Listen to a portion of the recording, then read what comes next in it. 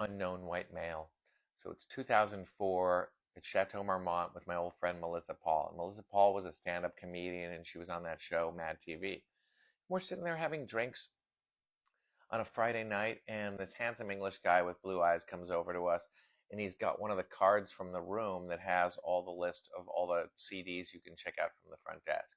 And these were all standards. It was like Rolling Stones, Exile on Main Street, Pink Floyd, The Wall, Zeppelin 4, all stuff everybody knows. And he says, excuse me, are you music fans? And we said, yeah. And he said, could you take this pen and just kind of put in order which your favorites are? I said, what do you care what I think? And he says, I've never heard any of this before. And I said, dude, are you taking the piss right now? And he says, no, no. And he went on to explain to us that he has retrograde fugal amnesia. He's a fugal amnesiac. So he went on to explain to us his whole story, which was he woke up one day in a psych ward in Coney Island. And he was a British-born guy who lived in New York City. And he had no ID.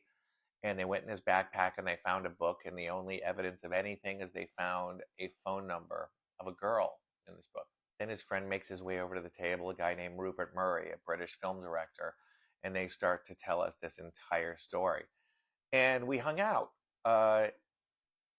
And I'm trying to trip this guy up because I'm not buying his story. And I was just like, what kind of sushi do you like? And he's like, oh, I've never had it before.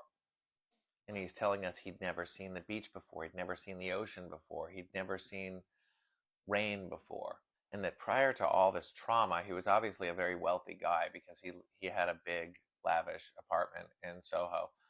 And I think he was like a Wall Street guy, but then after the amnesia, he became an artist and a photographer, and he collected exotic birds. So a few weeks later, I'm at New York Fashion Week with my friend Davis Factor, and we went to go meet my friend Nadine for drinks in the East Village.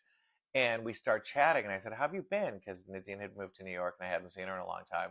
And she says, you have no idea what I've been through in the past couple months. I went out on one date with this guy, and I gave him my phone number, and he was found in a psych ward on Coney Island. I said, Doug Bruce? She said, yeah.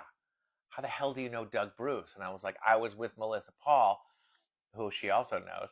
And I tell her that whole story. And she's like, this is unbelievable. So anyway, this guy, Rupert Murray, ended up making this documentary called Unknown White Male about Doug Bruce and his amnesia, which apparently has never come back.